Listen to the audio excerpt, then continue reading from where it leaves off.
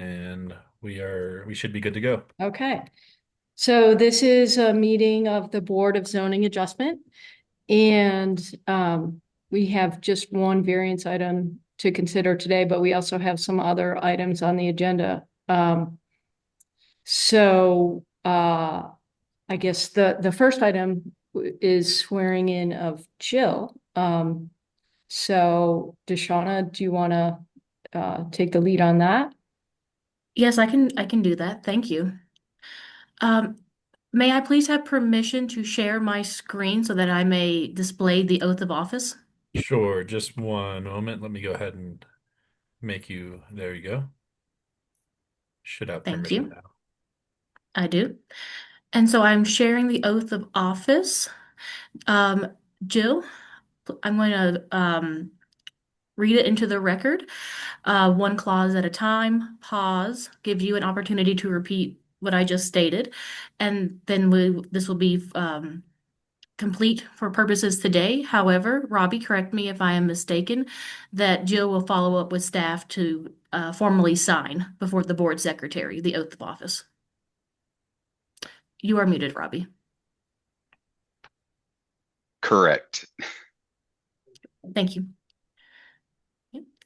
So, I, Jill Lester, I, Jill Lester, do solemnly swear or affirm do solemnly affirm that I will support the Constitution of the United States of America that I will support the Constitution of the United States of America and of the state of Colorado and of the state of Colorado and the charter and ordinances of the city of Boulder, and the charter and ordinances of the city of Boulder, and faithfully perform the duties of the office of a member of the Board of Zoning Adjustment, and faithfully perform the duties of the office of a member of the Board of Zoning Adjustment, which I am about to enter. which I am about to enter. Thank you. BOZA member Lester has been formally sworn in, so I defer to the board to proceed with the next item. Okay. It looks like next item is nominating or electing the new board chair and vice chair. And I guess previously, Nikki was chair, but then I'm blanking on who was vice chair. Was it Drew? No, oh, yeah, right. It was not me. It It was was actually Ben. And Okay. Ben departed for personal reasons, so we were without a vice chair, and then we lost our chair. So we have neither right now. All right. So I guess, what's the best way to go about it? Just wait for somebody to nominate a chair? Typically, if any of you four have somebody who you'd like to nominate as chair, and then we can do vice chair. That's typically how we start. You can battle it out, you can deliberate, or you can just say, I'm cool with it. But once somebody has kind of agreed that they would be okay with it, then the board just votes them in, and then we do the same for the vice chair. Okay. so Jill, how do you feel about being chair again? Think you did a great job previously. thank you, Drew. That's up to you guys. I'm fine with it either way. Would anyone else want to be chair?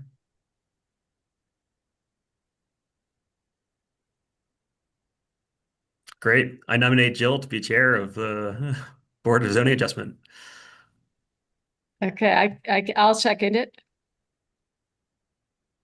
I'm in Do I, favor. I don't have to vote, do I? Dasana, do they all four need to vote on it, or is it just how does that work? According to the procedural regulations of the Board of Zoning Adjustment, the board must vote by a majority vote. So everyone would need to, who is present in the quorum this evening would need to vote yay or nay. Okay. Thank you. Okay. So I should we just go around? Yeah, and then since at least until and at least until we voted, I'm officially chair, so I guess the most junior member would vote first?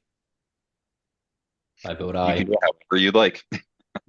Doesn't matter. Sure. Sean, Aye. Drew, Aye. me, I.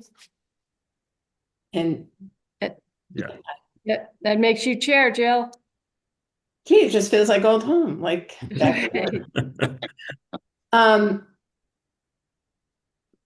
We need a chair, a vice chair. Vice chair, correct.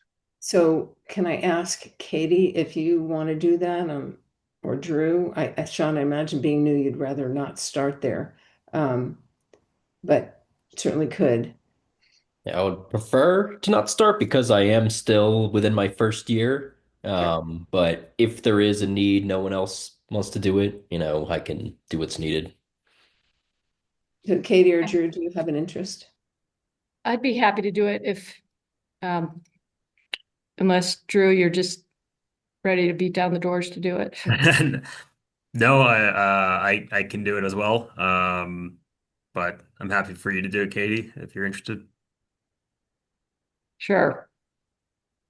Okay, so I'm going to nominate Katie Crane to be the vice chair this go round, and we'll keep that in mind, Drew, as time progresses. Thank you for your vote of confidence. Do I have a second? A second? Thank you. So all those in favor, I'll go around the room. Sean, Aye. Drew, Aye.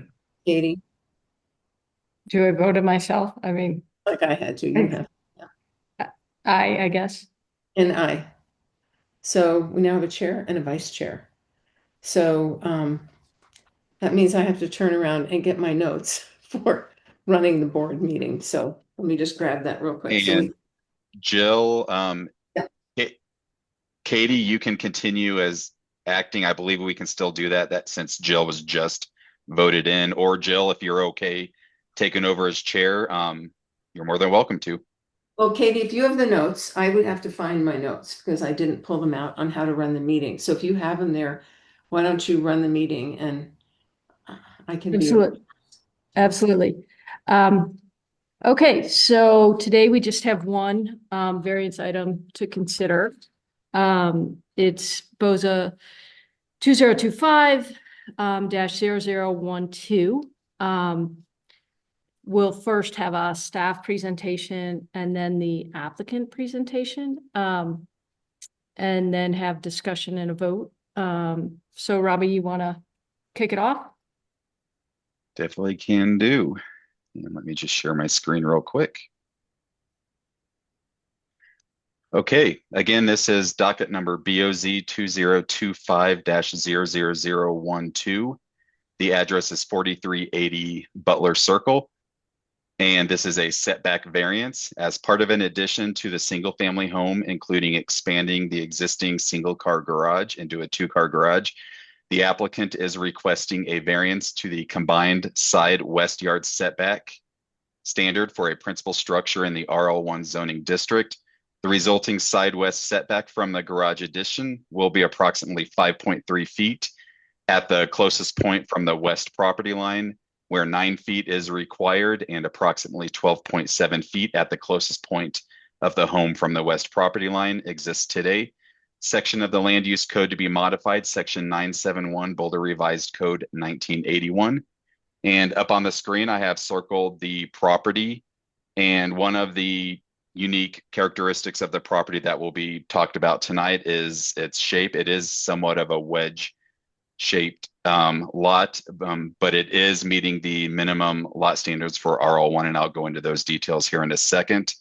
We did not receive, as of now, we did not receive any formal public comment for this application, so I do not have any denotations on the map of where neighbors are located. That did provide that correspondence. So I will move on to the history of the property. Again, it is zoned RL1, and the lot is just above the minimum lot size for RL1 zoning district. So it is not a substandard size lot. It is a typical RL1 lot.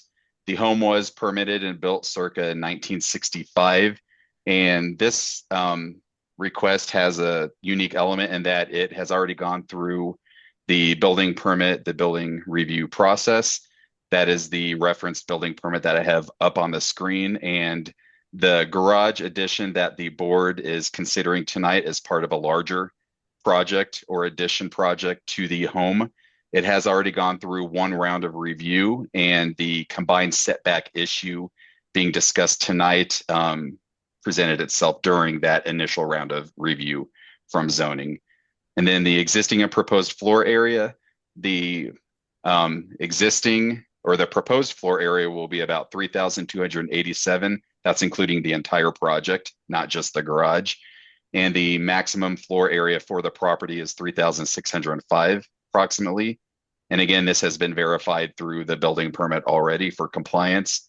And the proposed building coverage, including the entire project, is around 1,910 square feet, and the maximum for this lot is 2,555 square feet. So there are no floor area or building coverage issues. And this has the courtesy of already having gone through one round of review through building permit. So the only issue really that is outstanding at this point, preventing continuation of the review, is the setback issue that the board is considering tonight. And then solar access, side yard wall articulation, side yard bulk plan, and height. There is no issue due to the design and location of the garage. And again, this has been verified through the building permit referenced on the screen. And this just gives you an idea of the existing site conditions. The upper left is the aerial, circled in red is the area where the one-car garage is to be added. I also have the survey with the same denotation of where the addition is going to be. And then we have a street view lower left of the house today. So the garage that the garage addition that the board is considering tonight will be where that red circle is on the lower left image. So tonight, the request is for a setback variance, and it is for the combined side west. So with RL1 zoned properties, there are technically two side setbacks that need to be met. There's the minimum, which for RL1 is 5 feet on each side. And then both sides need to add up to no less than 15 feet, and that's the combined setback requirement. With this property, they are meeting the minimum 5 foot west or side setback. You can see the proposed setback there is 5.35 or approximately 5.3 feet. But also the green line that I show, that is the approximately where the 9 foot combined setback marker is located. And that 9 feet comes from the east setback on the other side of the house being 6 feet. So any addition to the house on the west side, because the east setback is 6 feet, has to be no less than 9 feet. So it's meeting the minimum setback, but it's not meeting the combined setback requirement. And you can see that it's about 25% of the new garage is located within that 9 feet. The majority of the garage is meeting setbacks both front and side, and those lines have been shown on the screen. So the request tonight is for a setback variance of approximately 5.3 feet where 9 feet is required, and approximately 12.7 feet exists today. And those markers are taken from the closest point from the west property line. And then this is a floor area. I just showed the lower level. There is more to the overall project, but that is not within the board's consideration tonight. The board is only considering the setback and specific to the subject garage. And you can see they're labeled as new garage. That's what the board is considering tonight. And this just gives you an idea of the location compared to the remainder of the interior of the home. And then we also have some elevations. These are proposed elevations. We have the front south, which is the top image, and the side west, which is the bottom image. You can see here the remainder of the project, the addition project, that has already gone through review, and no issues were presented. It meets the land use code standards as needed. The only issue was for the west garage addition. You can see that in the image right here. And then we also have the proposed side east, which is the top image, and then the proposed rear north, which is the bottom image. And then in case the board would needed to come back to this, I have the existing elevations as it sits today. So with that, staff is in support of the variance request as it has been presented within the application. We feel that it does meet H1 A through D and H5 A through D. The layout of the lot is somewhat unique in that the house is oriented, not perpendicular or parallel, not parallel to the east or west property lines. So it creates somewhat of a wedge buildable area. And also, we feel that the majority of the subject garage addition is meeting setbacks. It's meeting that 9 feet, and it's meeting the front yard landscape setback of 25 feet. So to either reduce the size of the garage by 25 feet, it would make it essentially non-functional. You could not park a garage in it because the current design of the garage is somewhat minimal for a one-car garage.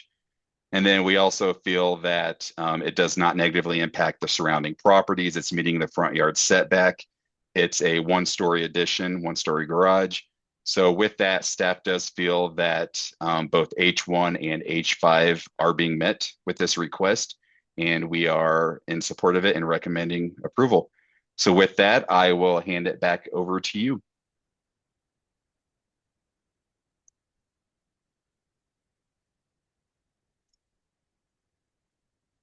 Oh, you're muted. Yep. Does anybody have any questions for Robbie?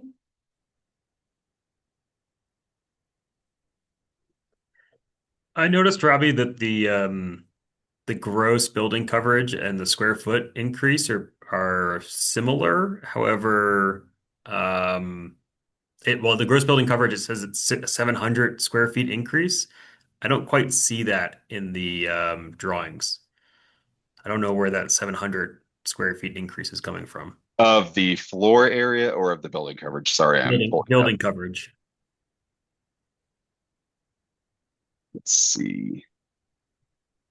Looks like Chad might have the answer. But I Yep. guess And yeah, we can bring Chad in because this has already gone through the permit review. So I'm sure Chad has an answer to that.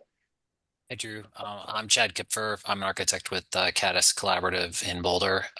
There's a permit that already went through for an accessory structure in the back of the lot, and that's where the additional square footage came from. The front really isn't growing too much. It's just by that garage and a little bit of a bump at the entry. got it. Thanks. Sean or Jill, do you have any questions for Robbie? Okay, then we can move to the applicant presentation. Chad, you want to just speak a little bit more about the project? Sure. I don't have a lot to add. I mean, that was a really thorough presentation, but this lot is incredibly tight in the back. I mean, it narrows down to I think it's like 20 something feet in the back, and it's just incredibly difficult to get the garage, for the client for the extra storage, that's in there. And so just hoping that that we could get this variance here. The front of the garage is because of the pie shape that comes out. It's the perceived setback. Is larger. Than just the 5.3 that's there. So to feel like there is a bigger setback, it's just that really tight pinch point. To make it work. If I may interject, and my apologies to the applicant, speakers should introduce themselves by name and address. And I know that the speaker has already introduced by name, but if we can get the address of the property in question on the record, please. Sure. Hi, I'm Chad Kipfer, architect with Caddis Collaborative. The address is 4380 Butler Circle, Boulder, Colorado. I'm the applicant for the property owner, Amanda Shuey. I have a question. Yes, ma'am. Matter of procedure, not for you. Oh, Chad. okay. So typically we have them provide the name, their address. So if it's a business, it would be their business address. Is that correct or incorrect? That is correct, and I appreciate the point of clarification. If the speaker can also give the address for the Caddis office. The Caddis office is 1521 Easy Rider Lane, number 102, Boulder, Colorado, 80304. Thank you. Yes.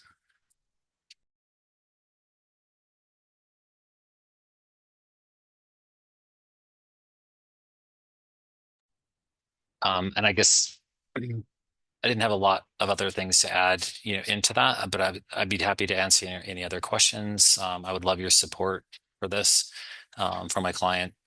So, I think that's about what I have. I probably have a question, Katie.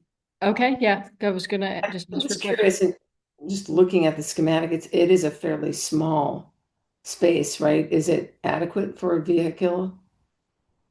I I was just looking at the width and I know that's wide enough, but does it have to be 19? I'm trying to look at where it was. I've lost it now. I'm not on my screen. This is Chad Kipfer. It'll fit a compact space. It just makes it work in there. It is on the smaller side, and it's just trying to make it fit as best we can. Can park one of her cars in there and storage and bicycles and just needing that space. Just because I don't have the schematic up, how long is it? Let me pull that open. Give me 1 second. That'll make me feel better too, to know that you don't have it right off the top of your head. I'm going to share my screen real quick and I'll show the layout. So bear with me and I'll let you take over, Chad. So, and there we go. Yeah, so it is 19.4. It's the inside dimension is 18.9, and then I have that 10.9 on the inside. Yeah, I saw the 10.9. So, Rob, isn't there a parking space minimum? So with our new parking standards, that's an interesting ask. Um, Typically, if they're already meeting, we do still have parking standards, but we are flexible when it comes to if somebody wants additional parking, we can let them have compact parking. I mean, it doesn't change anything. I'm just looking at it going, well, it's tight. It's on the small side for sure. But it is, it's basically like your 9 by 18 type of parking space. That was my question. Thank you. Thank you. Sean or Drew, do you guys have any questions for Chad? I do have a question. And we may need to bring up the schematics again, but it looks like the actual garage itself, the four walls are within that 5 foot minimum setback, but it looks like the roof overhang is past that. And it looks like, I guess, the roof overhang is to match with the existing garage's roof line. Has there been any consideration of separating those two roofs and maybe having a smaller roof with little or no overhang, so that it doesn't go back on that setback line? This is Chad Kipfer. Roof projections are allowed to go over the setback line. The setback line is for the primary building, which would be the corners. And then there's a limitation for for how far the roof can go beyond the setbacks, and we're not past what's allowable in that condition. Thank you. Yep, it definitely clarifies it.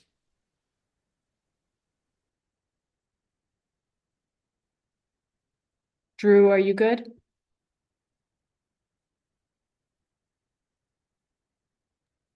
Yes, I have no questions. Okay. If there are no further questions for Chad, Thomas, can you tell if there's any members of the public that are interested in commenting? Yes, I do know that we have one individual, and I believe they have two independent speakers. I spoke with somebody earlier today who it's her and her mother that are calling in. They both want to speak, and I believe this is her, Christine. So if we are moving to the public hearing, she has her hand raised, so I can go ahead and call on her. Okay. And once they're in, I can just remind them to state their names and that they have just 3 minutes to express their comments. Sure. And yes, they're both going to want to speak independently. But she's just helping her mother out. They're sharing one account, if I understand correctly. Okay. So Christine, I'm going to go ahead and unmute you, and then I will pull up your timer, and you'll have 3 minutes to speak. But you should be unmuted now if you want to go ahead and test.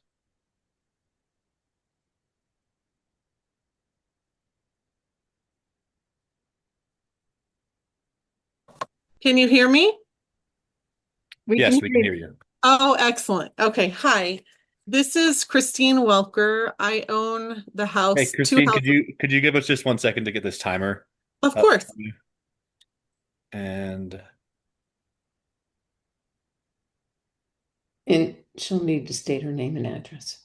yeah, and please begin with stating your name and address for the record. Christine Welker, 4370 Butler Circle. And go ahead when you're ready. Yes. My concerns are as follows. The first, this is the first we're hearing about the project ever, so we were unaware of the other larger scope of this. As far as addressing the issues for this only, the issues are that, I'm sorry, I'm reading your notes. Is there a way to pause this for a second? Okay, here it is. I'm concerned about the fire hazard. I'm concerned about the unsightliness. My mother, Julie Welker, owns 4376 Butler Circle, so she will address those specifically for next door. But it's going to create a snowdrift. It's going to create higher heating bills in the winter. I'm concerned about my house and Julie's house having deeper snow, the snow frozen all winter between the houses. Julie's house has a rock wall that is going to the backyard. I don't know how this is going to affect it. I'm concerned overall that this adding the second garage space will spoil the dining room and living room view, which directly affects any time I'm at Julie's house eating or hanging out in the living room. I'm going to reiterate the fire hazard, the unsightliness, increase in property taxes because it'll be worth more. And the other biggest thing is that from a resale standpoint, or if we ever choose to rent the home or sell the home directly next door, or if I choose to sell my home, which I look right into the backyard of 4380 Butler Circle, it is going to be unsightly and so close. It's going to create shade and snowdrift. We can't do a garden. And I'm going to be viewing this from my backyard. Julie's going to be viewing it. My whole family's going to view it from the front and backyards. And again, the biggest thing is the shadow creating higher heating bills and snowdrift. Those are my most applicable concerns for this particular piece of the project. One question, still, I still have 28 seconds. Can I and Julie ever have a right to say anything for the rest of the project, or is that over without us ever giving a chance to give our voice? Thank you for your consideration.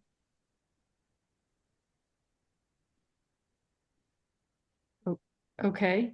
Thank you. And if you all have another speaker with you, we can go ahead and get this set back to 3 Did minutes. Julie start then? Yes, if Julie's ready.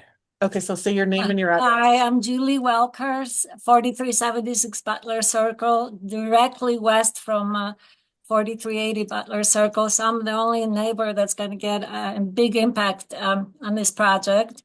And Christine covered most of our concerns. My biggest worry is the view, of course, from the living room and dining room, and then how will the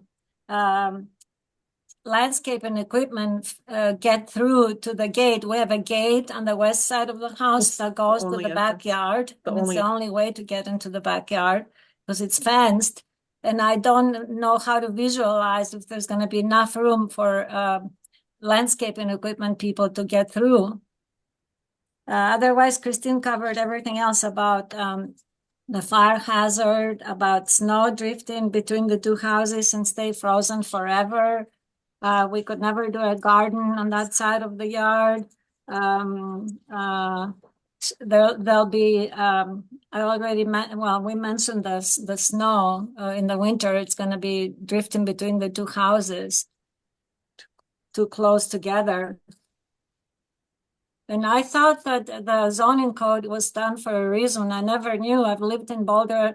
We bought this house in 1971. I never knew you could change the zoning code.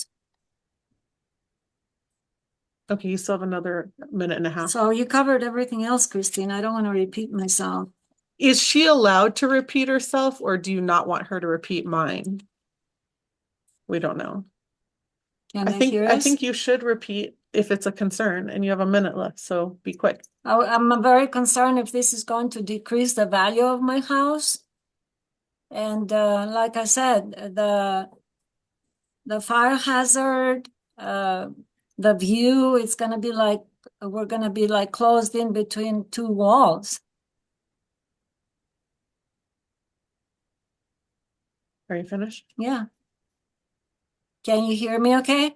Yes, thank you both so much for Okay. joining us. If you're finished with your comment, we can go ahead and wrap up public Anything comment. I else? can pass Thank it you. back I to the think, board chair. I don't know, I mean, this infringes on our airspace. It's a shock for us. We just don't feel comfortable with all these new changes. And it's not in the zoning. You wanted me to say that. Yeah. Say it. Say it. And it's not in the zoning. Yeah. Well, thank you so much for being here with us and for offering your comments tonight. Thank you And for letting us speak out. thank you. And with that concluded, I'm going to go ahead and pass it back to the board chair, and Yeah, we can proceed please. with deliberation. Thank you all. Okay. That concludes the public comment period. So at this point, I would open it up to the board for discussion. Jill, you want to kick it off in terms of sort of trying to sift through what you heard from the public comments? Well, probably we could ask Robbie a couple questions for clarification. So when something's gone, I don't believe there's a zoning change here. So I'd like to clarify that first of all. Robbie, can you start with that question? Yep. So the approval of a variance is not changing the land use code. It is simply adding a variance to it. So approving a variance of 5.3 feet does not change their setback requirement to 5.3 feet.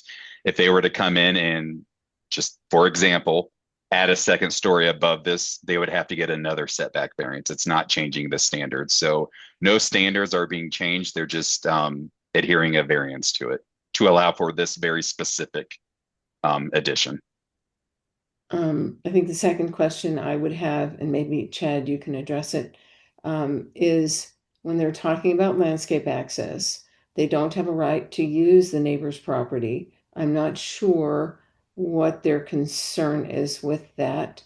We could ask them that question, but I think first I want to know from the architect's position what they might be talking about. So right now there's this there's a gate and a fence that's a little closer up to the property that's coming in. So there's that, 12 feet ish, from the existing garage to the property line that's at the tight point. In the new plan here, there'll be a new gate and they'll be able to access it through the 5.3 feet that's through there, which should be fine. To get a lawnmower or any kind of equipment, back there for maintenance of the yard, if that's the question. Who's they? Oh, I thought the question was about, excuse me if I'm not speaking correctly. I believe that the question was, how would landscapers get to the back of the property to access it? That was what I heard. And so there will be a new fence gate that will be adequate for the type of equipment that would be used in this backyard, which isn't super big. So this should be easily usable in that perspective. Yeah, I thought they were referencing the they being the speakers were referencing their own access, and they're just being concerned about the maintenance by the homeowners at the property that will be revised. Okay. Got it. And my understanding, there's no access on anyone else's property or the adjacent property on this one. It's all self-included on 4380 Butler Circle. So then it's always hard to have this conversation with people, but we are not entitled to a view in Boulder. We have wonderful views. The only way to preserve them is to purchase the adjacent property and protect the view. I believe that's a fair restatement, but I'd certainly like to have Robbie support me or Deshauna on that point.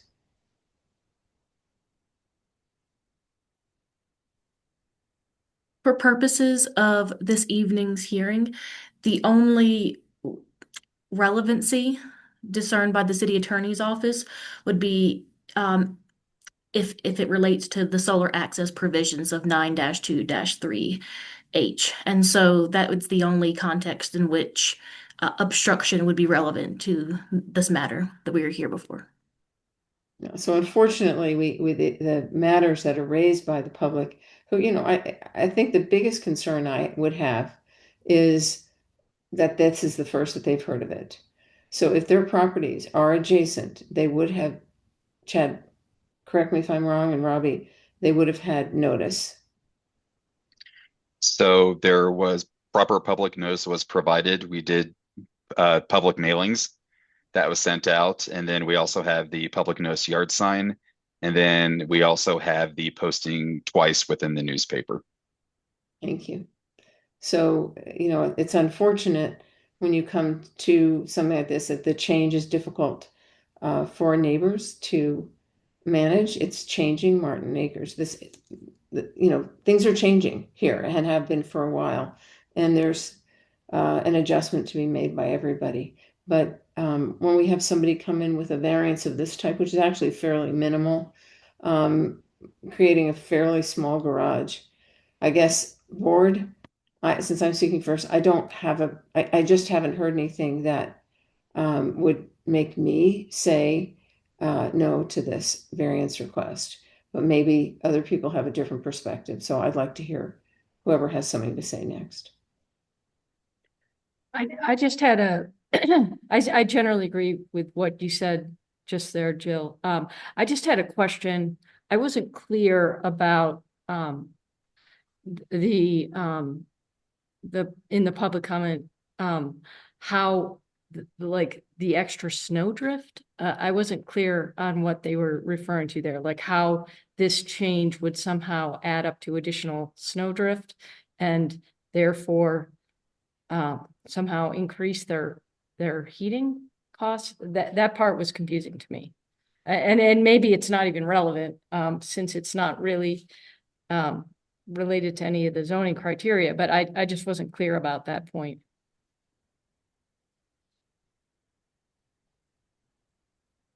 And I don't even know if the public comment, if they're still around, but did anybody else have any insights about that comment?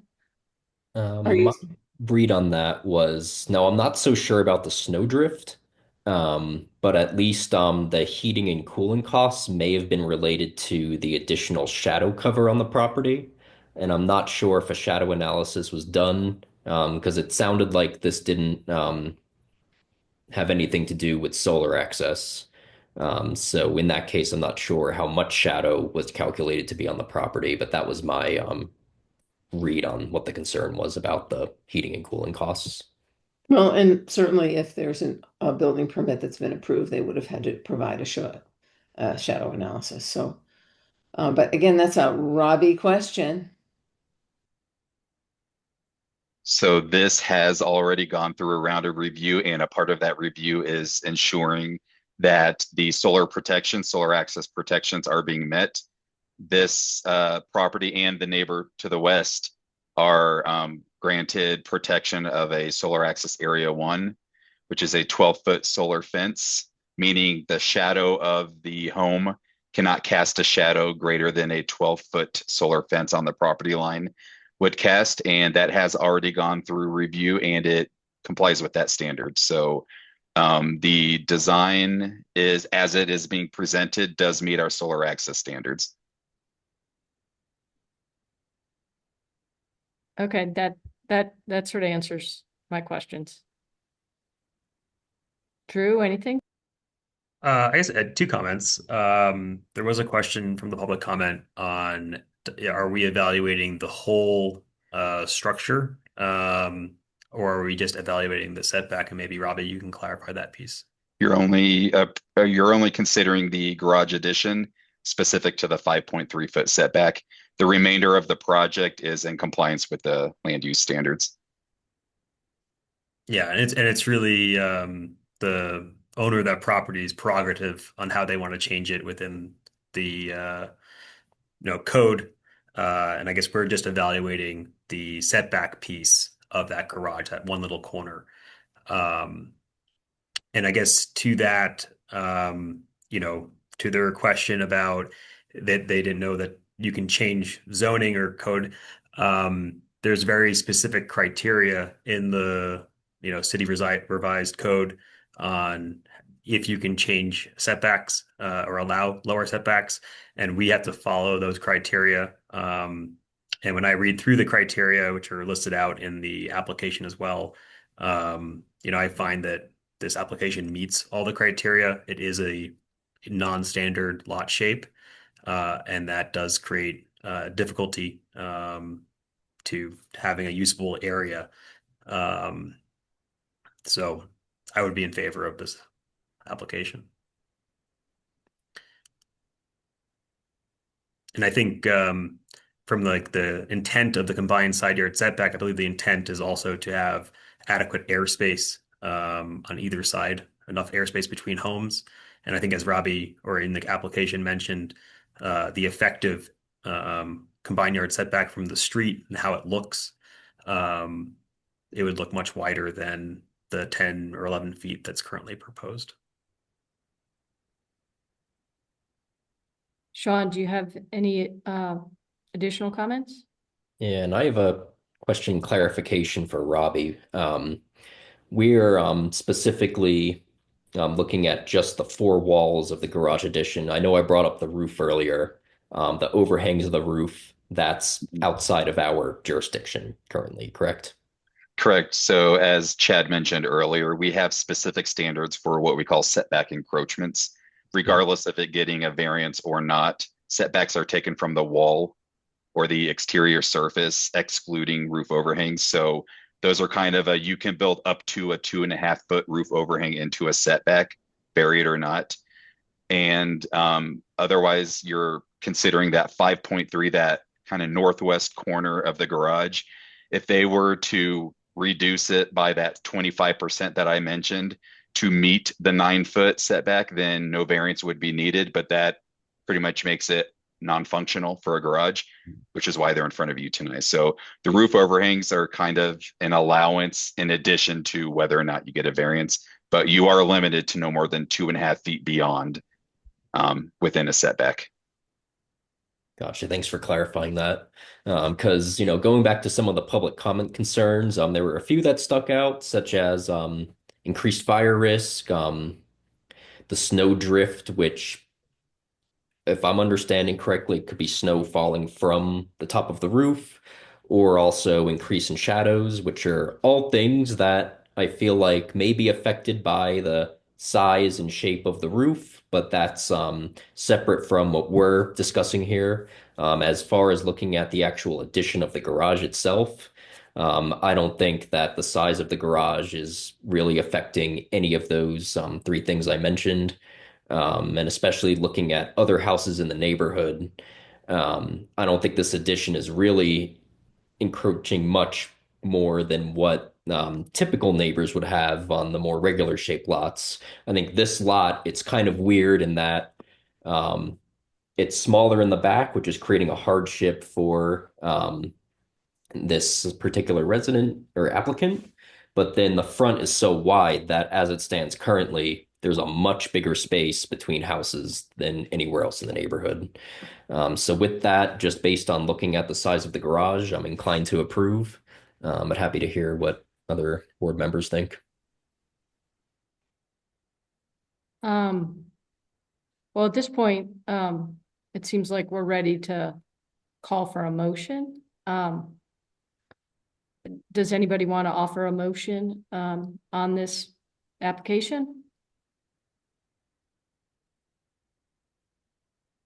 If I may, prior to the board formally entertaining a motion and voting, I'd like to remind the board that to ensure the integrity of this record, if the board could speak with particularity about how or how not the application complies with the criteria in question, it would be ideal just to be as specific as possible when referencing provisions of 9-2-3 H1 through H5. Thank you.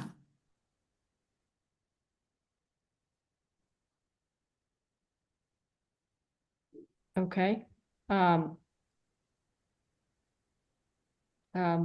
one of the three of you want to offer a motion? I'm just trying to get I like to have the language in front of me. I don't know, Drew, do you have that in front of you already? Otherwise, I'll just take the time to do it. It's not a big deal. Well, I think Dashana's comment is more to maybe add some more context to our decision before making a vote. Is that correct, Dashana? My apologies. Would you like to clarify, Well, Member Lester? I'd like to clarify what I heard, so I make sure that I understood you. So I understood you to say that, so a lot of times when we do these, and for those of you that don't know me, I served on this board for a long time and I've had about a year hiatus and I've just come back. So I'm a little bit of experience here with it. But Drew, is it more, what I was thinking is that more around, this is the hardship, this is the criteria number, this is why it meets it, and maybe some specificity. So it's a little combination of what you're saying where there's more description, but it's also pointing specifically to the exceptions with which we ground our decision. Am I right? Yes, in that it was my intent when I interjected to remind the board that it's not the best practice to make blanket statements such as, I find it meets the criteria generally. If you could please identify the specific criteria that has been met or not met, that would be to the benefit of the record and for any understanding of the participants. It's my understanding that this board uses relatively short motion language. And so I know we are coming out of the board's straw poll of sorts. And so if individuals would like to supplement their initial reactions with more specificity, that would be fine. But it would also be legally permissible to make a more robust motion integrating all of the specific findings as it pertains to the criteria. Either is fine as long as it is clear how each board member feels about the criteria implicated in today's decision, either in the motion or with a further supplement of the straw poll. Could I maybe to just make things a little bit easier, Robbie, could you just go over in the beginning, you made clear that staff believed that all the criteria for H1 through H5 had been met. And so could you just review, just put up that screenshot again of those criteria? Course. So staff's recommendation was we were recommending support and that we felt that it met, and I'm putting that screen up, that it fully met criteria H1 A through D, as well as H5 A through D. And here, and there you go. And these are the criteria that I just mentioned. Right. So I'm going to try, Drew, help me as you can, to address this with more specificity. And I've listened to the applicant and I've listened to the neighbors' concerns, and we are constrained to respond based upon our established legal criteria for the variance.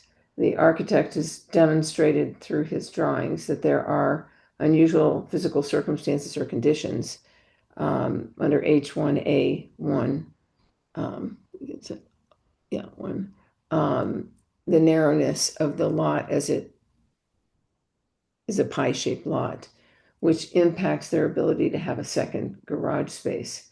And the inquiry of us is whether the setback encroachment is both allowable and the minimal criteria. So from what I see, they do not exist throughout the neighborhood, Port B. There's one other pie-shaped lot on the neighborhood schematic that we saw. And we can't reasonably develop what they'd like to do, which is a second garage, and it's a fairly small garage. And this hardship was not created by the applicant. It was pre-existing. So then we go into H5, talking about requirements for all variance approvals. Would this alter the essential character of the neighborhood or district in which the lot is located? I can't address the rest of the structure, as we know, but we can talk about the garage itself, which is the same format as it is as the main house is right now. So I don't think that it's altering the essential character of the neighborhood. I guess the piece that would be arguable, would it not substantially or permanently impair the reasonable use and enjoyment or development of the adjacent property? And according to the application and as confirmed by Robbie city staff, the analysis is solar shadow. And this does not approximate anything that is a problem with the solar shadow. And would this be the minimum variance that would afford relief? And would it be the least modification of the applicable provisions of this title? So for me, when I look at it, and you guys can have your opinion about that, I don't think they could get any smaller and provide function. You know, if you're going to functionally use this garage for parking a vehicle, it can't be any smaller than it is now. So I feel like it is the minimum variance. And we've already addressed the solar access. So that might, for those reasons, I would make a motion to approve this submission if that is sufficient for the purposes of, as outlined by our city attorney. And usually we'd say the number, and I'm trying to find the numbers. So Robbie, can you help me with that? It is BOZ 2025-00012. Thank you.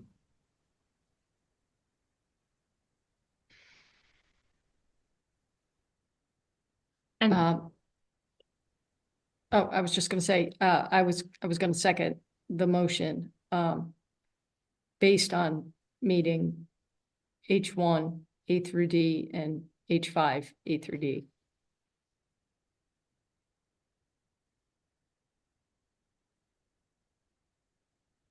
Yep. And I would vote in favor. And I'll just add to that is on the affecting neighbors is that this also is greater than the minimum setback for one side, which is 5 feet.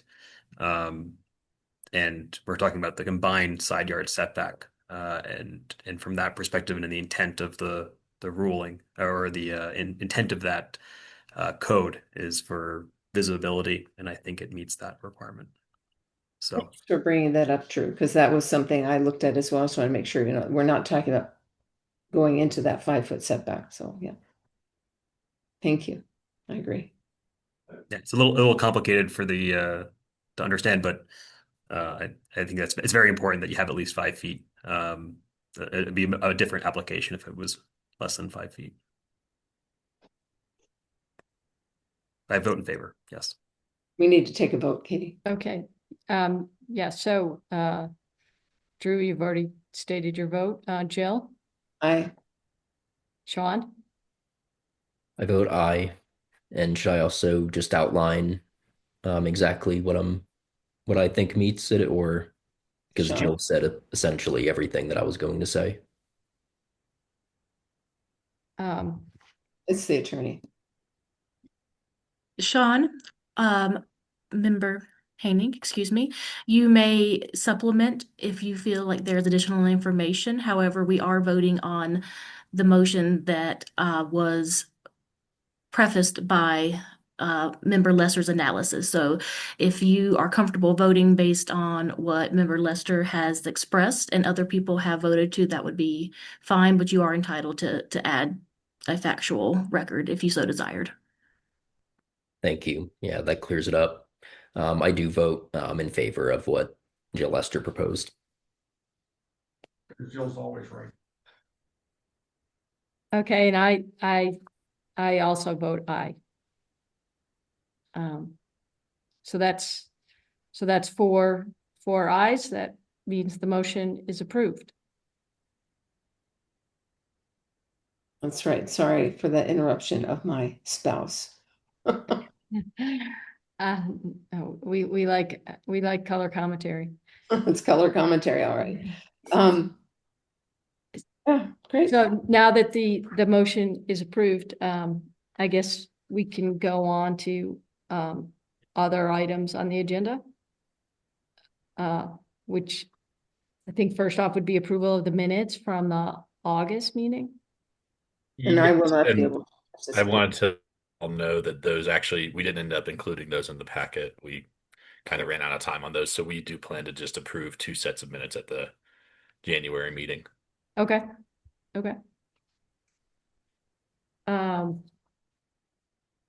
Right, are there other matters from staff or the city attorney?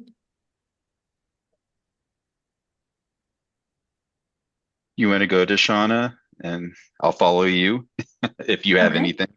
And may I interrupt and just say, Chad, you're welcome to stay or go. That's up to you. Thank you very much. I think I'll bow out. Thank Right. you. You're welcome.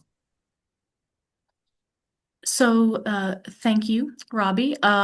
Looking at our agenda for this evening, the next item would be under 3B, Matters from the Board, discussion of letter to council. And so I am prepared to provide some legal advice about the parameters of the letter, and making sure that the board, if it chooses to write a letter, does not violate the Colorado Open Meetings Law. And I'm happy to discuss that if applicable. I would defer to the board and staff as needed to begin discussion of the letter as a general matter and whether the board would like to proceed with drafting one. Okay. I will kind of take over from there unless you want to interject, Thomas, and Thomas, feel free to correct me or add on to anything I say, but this is discussion of the annual letter to council. There was somewhat of a 2-year hiatus and council is now back at it. They would like to hear from boards and commissions if there is anything to be said. These are completely optional.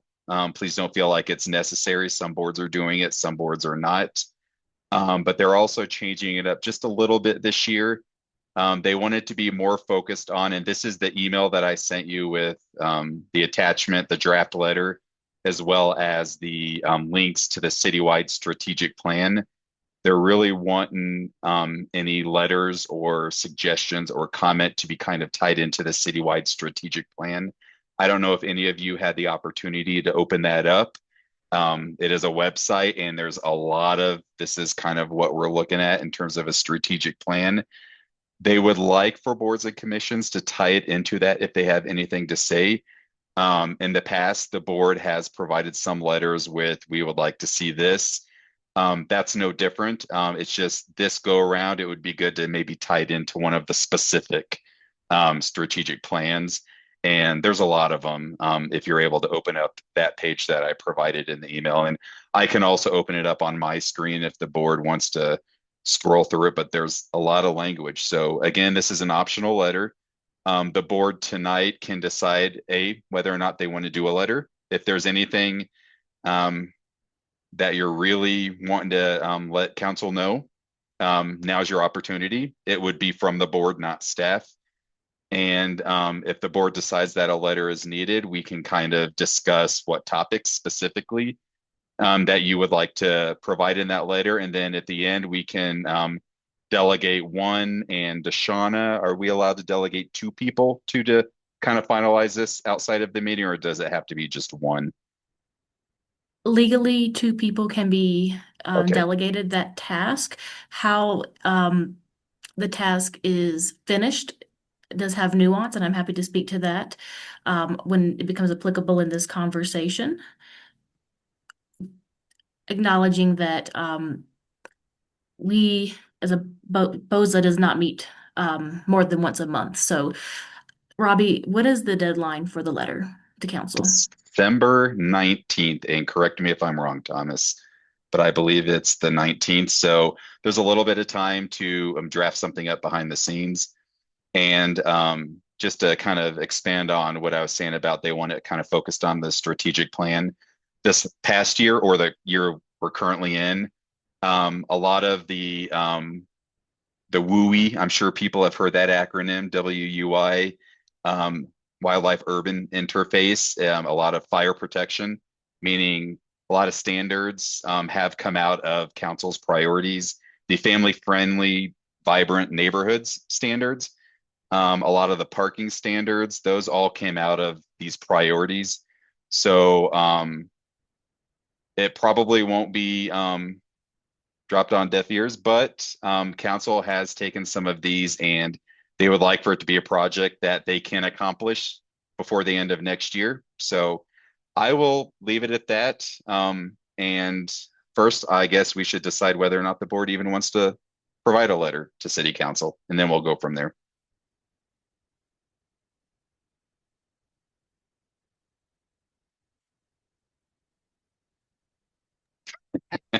I mean, it, in a way, I suppose, everybody sort of has to ask themselves, the four of us could ask ourselves are there anything as we've evaluated applications over the last year, where certain standards or certain parts of this process have stood out as maybe, not appropriate or somehow inefficient in some ways, or, any inequities that we've that have sort of stood out to us. Speaking personally, I can't think of anything. The process seems to work pretty well as it is. So I personally don't have any ways that I would consider, any points that I would consider in a letter to the council, but maybe I'm in the minority. What do the three of you think? So far, I'm in agreement with that. I mean, I've only been on this board for less than a year, but I think the process seems to be straightforward. It seems to work, and I haven't yet noticed anything that I think should change from a process standpoint. But then again, maybe it's just my lack of time on the board yet that I just haven't noticed it. But so far, I can't think of anything that I would want to ask the city to revisit.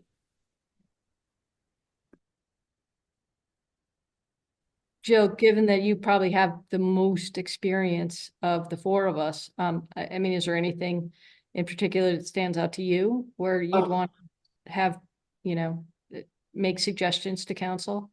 I mean, first of all, I haven't been on the board since March, so I wouldn't know what has happened this year that is a cause for concern. I think in the past, it's been the ADUs, which it took a long time to get. Now we almost are in Freeland with ADUs. So I can't think at this juncture of any burning issue that, not that I feel like they listen that much to us anyway, but I mean, just nothing I can think of. Maybe Drew has something that I'm just like, Yeah. maybe in a year I can think of something, but I can't right now. Okay. I mean, yeah, I think about applications where I go, does this really need to be an application? And I guess the one that I feel like once a year we always get one where it's a addition in the back of the house that meets the combined yard setback and is in the shadow of the original house, but needs to get a variance because the original house is too wide. That's a very detailed thing, and it happens once a year. I don't think it's needed to be raised. We can just handle it when it comes to us. that's something that I can think of that comes up once a year. And the last letter me and Maureen wrote, and it was actually on the parking standards, and additional garage, the access to the garages.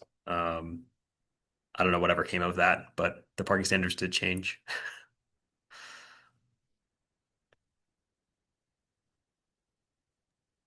Yeah, that's a good point. I actually don't know what the parking standards are anymore. So I can say that the board in the past, we no longer have parking standards across the board. Before, at first, it was just for ADUs. Then it was kind of changed a little bit. And then it was changed even more this past year to where we have zero minimum parking standards. We still have parking design standards and site access and driveway standards, but we don't have minimum parking requirements. And a part of that was typically the board would see parking in the front yard landscape setback variances come to you. They were rare, but they did happen. Those have now been converted to you can start out administratively. If you can get your neighbors to sign off on it. I think the last one that this board saw with some of you involved probably about 10 to 15 neighbors in support of this variance request. And it was brought up that, it'd be nice if support like this could be done administratively and not taken through a public hearing. And that is now the case, I'm happy to say. They could still go to BOZA, but they do have the option, if they can get all their neighbors to sign off, that they can get that done through the administrative review or administrative process and not have to go to the hearing. So that is kind of a result of something that this board has brought up in the past to council. It just seems like there's just not a burning issue right now. And if that is the case, then I guess if we hear from all of you that there's really nothing specific that you want to provide in a letter, we do not need to provide a letter. Again, it's optional. Sounds like we're opting not. This year or not. Yeah. Yeah, this will come up again next year. Same thing.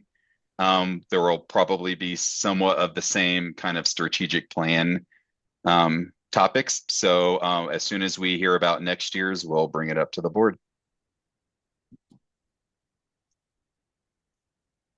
And with that, I guess I'll go ahead and jump to matters from Planning and Development Services. There is just one thing.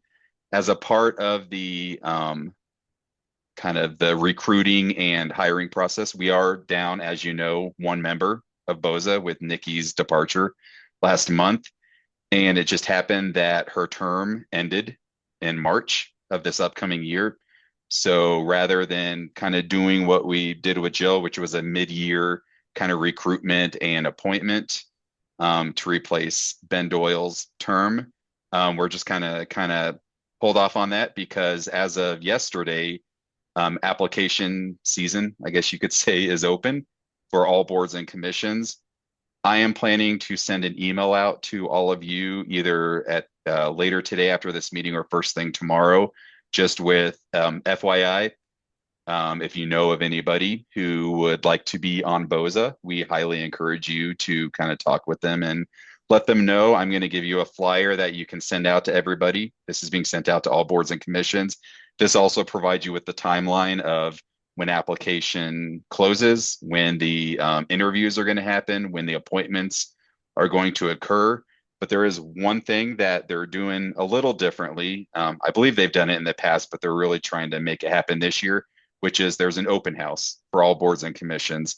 And they're asking that staff and, if possible, one board member, and you see where I'm going with this, attend and just kind of sit at a table with staff and answer any questions that people may have about BOZA.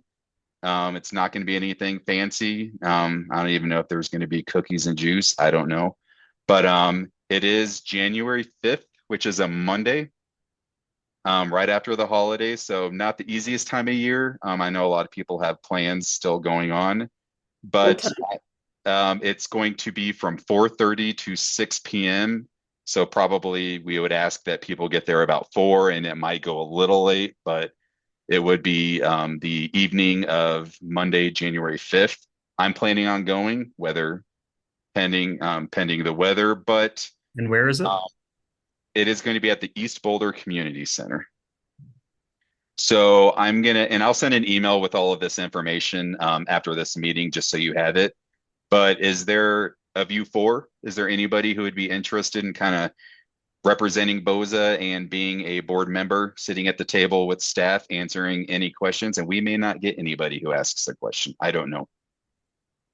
I just figured I'd throw that out there to see if anybody has any interest to sit with staff and talk BOZA. I mean, normally I would, but I'm leaving for Germany on the 7th. And that's exactly at a time of an exercise class that I take. I always get worried I won't get enough exercise in Germany. I could come for part of it if and this is optional too. Sorry if I didn't say that. They're not requiring it, but it's optional. So if anybody was interested in splitting the time, maybe stopping by for a little while. It's always okay. And I won't be sad. We won't be sad if nobody can do it. It's kind of short notice, but I figured I'd bring it up tonight just so people can think about it. And we don't even need an answer tonight. I'll send my email out, and if any of you want to kind of think about it and get back with us at a better time, you're more than welcome to. I may be able to do it. I usually don't get off work till 5, but I think leaving early should not be an issue. Okay. And yeah, we don't need an answer. So I'll leave it at that. Think about it. Any of you, thank you, Sean, for saying that. I'll send my email out, and then I might give a little bit of a deadline, maybe like here in a week, if anybody wants to do it, just to let us know by then. So stay tuned for that email, and I'll let you sleep on it. I'm not going to put you on the spot tonight and make you confirm anything. Thank you. And unless anybody has any questions or anything about the open house, this week was the application deadline for the January. I don't even know the date. I believe it's the 12th, January 13th is the next BOZA meeting, and we do have one item on the agenda. So anticipate there being a January meeting. And if you have any anticipated absences, sounds like Jill, you might be out of the country. We will be down to the 4 of you. Just keep in mind, but just let us know as soon as you know whether or not you can attend that meeting. So would that be the 13th? 13th, Tuesday the 13th. I'll be out of the country. Okay, so we are down to a board of 3 for that evening. Still a quorum. It can still be done, but for the other 3, Katie, Sean, and Drew, just if there is an issue, let us know as soon as possible, because we will run across a quorum issue if we have any more absences. Yeah, I mean, it's midnight in Germany. If it was any earlier, I could do it, but. Thank you. Appreciate it. So that is it from Steph. So I'll hand it back over to you, Acting Chair Crane. Okay. I will be here on the 13th, so I can be there. So at least I'll be one of the 3, Drew and Sean. Hopefully you guys will be there too. And also just add, Sean, if it's some sort of if it's a problem for you to go to that open house on the 5th, I can fill in. I am in town, so I could make it work if need be. Sounds good. Thank you for that. It should be fine for me to get there. If anything, maybe it would end up being a little bit late than the start time, but so far I don't have anything on my calendar for that day, so I should be able to attend. Okay. All right. And Drew and Sean, you guys are going to be in town on the 13th for that meeting? Okay. Yep. So I guess if that's it, we can adjourn, right? Believe so. I have nothing else. So, yep. Just see everybody. All right. Have a Merry Christmas, everybody. Happy holidays. Welcome aboard, Jill. Welcome back aboard. Happy New Year. Bye. Bye, everyone. Bye.